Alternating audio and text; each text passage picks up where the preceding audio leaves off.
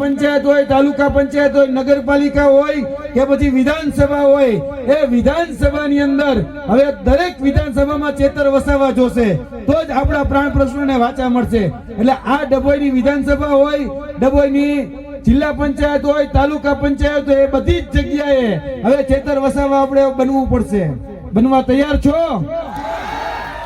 બાકી યાદ રાખજો, આઈના જે ચીફ ઓફિસર છે ને, આઈના નગરપાલિકાના જે સત્તાધીશો છે, આઈના જે નગરપાલિકાના જે હોદ્દેદારો છે, જે મહિલાઓ પ્રત્યે જે વાણી વિલાસ કરે છે, મહિલાઓને જે તુચ્છ ભાષામાં જે બોલાવે છે, અભદ્ર વાત કરે છે, ખરેખર જો હું તો અહીંયા સુધી કહું કે સીડી ઈડી ને સીબીઆઈ ને બધી જે અત્યારે જે છે ને, જે સુરેન્દ્રનગર કલેક્ટરની તપાસ કરે છે, ખરેખર જોવા જઈએ ને તો ડભોઈના નગરપાલિકાના ચીફ ઓફિસરની જો તપાસ કરે ને તો એના કરતા પણ મોટું કૌભાંડ એ ડભોઈમાંથી જો સામે આવે એમ છે.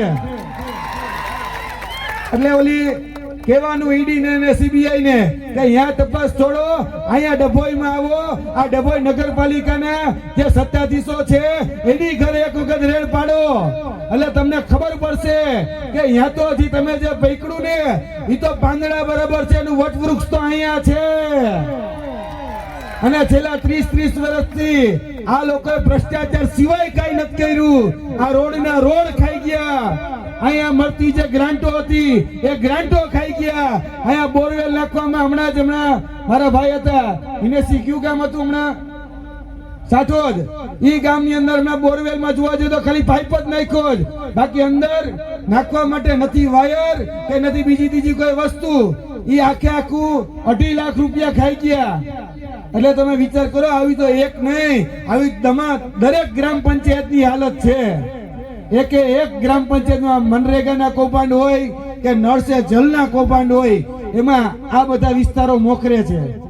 એટલે હવે મહેરબાની કરીને કહેવા માટે આવ્યા છીએ કે જે લોકો હિન્દુ મુસ્લિમના નામે ભડકાવે છે, ભરમાવે છે, જે લોકો ક્યાંક ને ક્યાંક ભરમાવો ભટકાવો ની જે રાજનીતિ કરે છે, એ રાજનીતિમાંથી મહેરબાની કરીને બહાર આવો. અને હવે આવનાર દિવસોની અંદર જે જિલ્લા પંચાયત, તાલુકા પંચાયત, નગરપાલિકાની જે ચૂંટણીઓ આવી રહી છે એમાં તમે બધા જ તૈયાર થઈ જાઓ, કારણ કે આવનાર દિવસોની અંદર આપણે આપણો પ્રતિનિધિ હવે જિલ્લા પંચાયત, તાલુકા પંચાયતની અંદર મોકલવો પડશે, જેથી કરીને આ ગ્રાન્ટોના જે ભ્રષ્ટાચાર થાય છે એ ભ્રષ્ટાચાર મહેરબાની કરીને બંધ થાય.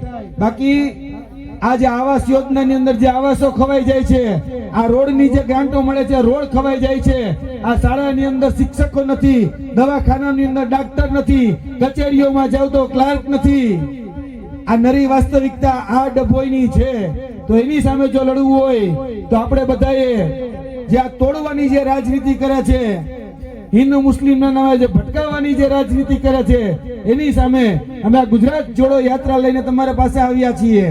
કે આ ગુજરાત જોડો યાત્રા એ આપણે બધાને ભેગા કરીએ, એક કરીએ, અને આવનાર દિવસોની અંદર જે લોકો જે ભાષામાં સમજે છે હવે એને એની ભાષામાં જવાબ આપવાનો છે. એટલે વધારે વાત ન કરતા હું મારી વાણીને વિરમું છું. આપણે એ આદરણીય ચેતરભાઈ વસાવાને સાંભળવાના છે, આજના મુખ્ય અતિથિને. એટલે મારી વાત અહીંયા વિરામ આપું છું. બોલો જય જોહર, જય જોહર.